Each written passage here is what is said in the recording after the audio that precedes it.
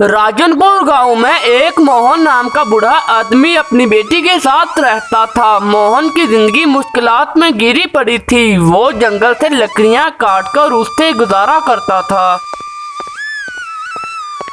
जबकि इसकी बेटी सज्जल बहुत ही मेहनती और समझदार थी। वो सिलाई कढ़ाई करके थोड़े बहुते पैसे कमा लेती थी ताकि अपने बाप की मदद कर सके। एक दिन जब मोहन जंगल जाने की तैयारी कर रहा था तो इसकी बेटी ने कहा, अब्बू जान, आज आप जंगल ना जाइए। आपकी तबीयत आप काम करने के लायक नहीं है। अल्लाह ताला हमारी जरूर मदद करेंगे। मैं अब सिलाई कढ़ाई का काम बढ़ा दूंगी। हम दोनों मिलकर जिंदगी की मुश्किलातों का मुकाबला करेंगे। नहीं बेटी, मुझे काम तो करना पड़ेगा, वरना हम शेर साहब का कर्ज कैसे वापस करेंगे। मोहन ने अपनी बेटी को नजरअंदाज किया और जंगल की तरफ निकल पड़ा।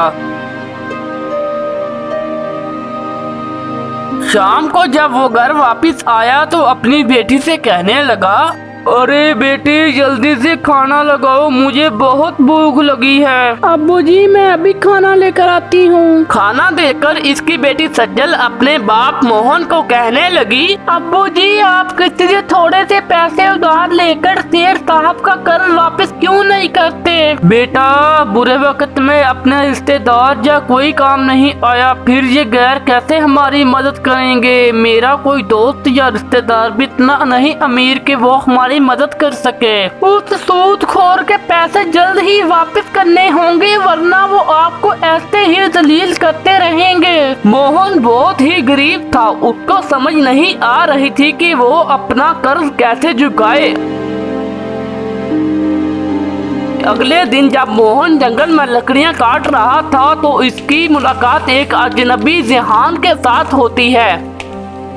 बाबा जी, क्या आपको पता नहीं है कि राजा ने जंगल से लकड़ी काटने पे पाबंदी लगा दी है? अगर आप लकड़ी काटते हुए पकड़े गए तो राजा जी सख्त सजा देंगे आपको। बेटा, मैं बूढ़ा और गरीब हूँ। अगर मैं लकड़ियाँ नहीं काटूंगा तो मेरा घर कैसे चलेगा? बाबा जी, अगर आप चाहते हैं कि राजा जी आपको सजा ना दे तो आपको मुझे पैसे देने होंगे। मोहन रोने लगा और इसने अपनी कहानी जिहान को सुनाई। बाबा जी, आज तक मैंने कोई अच्छा काम नहीं किया। अगर मैं आपकी मदद करूँगा तो अल्लाह ताला मुझे इसका अच्छा सिला देंगे। ये सुनकर जिहान को बाबा जी का बहुत एहसास हुआ और उसने सोने की भरी हुई थैली इसको दे दी। बेटा, तुम्हारा बहुत शुक्रिया, लेकिन मैं ये पैसे कैसे ले सकता हूँ? ये तो मेरी मेहनत की कमाई है। इसका अजर तो मुझे आपकी मदद करके ही मिलेगा। मोहन ने ज़बान से इसका शुक्रिया अदा किया और घर जाने लगा। घर में वापस जाते वक्त मोहन थक गया था और एक दरख्त के नीचे सोने लगा।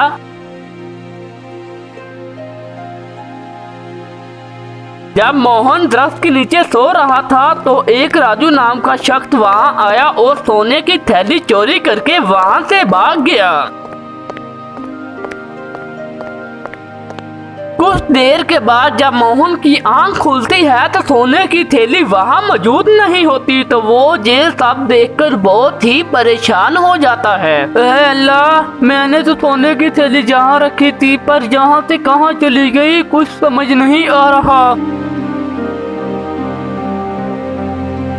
दूसरे रोज जब राजू ने सोने की थैली अपनी बीवी को दिखाई तो वो कहने लगी, तुम इतने सारे सोने के सिक्के कहाँ से लेके आए हो? जब मैं जंगल से घर वापस आ रहा था तो रास्ते में मुझे एक बूढ़े के पास सोने की थैली दिखी। जैसे ही वो सो गया, मैंने वो सोने की थैली चोरी कर ली। हम चोरी के पैसे से अपना पेट नहीं भर सकते। इस बूढ़े का क्या हाल होगा जिसने ये सिक्के बड़ी मेहनत से जमा किए होंगे। अरे यार, मैंने तो ये सोचा ही नहीं था। ये थैली लेकर मैं इतना खुश हो रहा था। जरा सोचो, वो बूढ़ा आदमी थैली ना पाकर कितना परेशान होगा। मैं अभी उसे सोने की थैली उसकी वापस करके आता हूँ। राजू का दिल अपनी बीवी की बातों से बदल गया। वो थैली लेकर बूढ़े आदमी को ढूंढने लगा।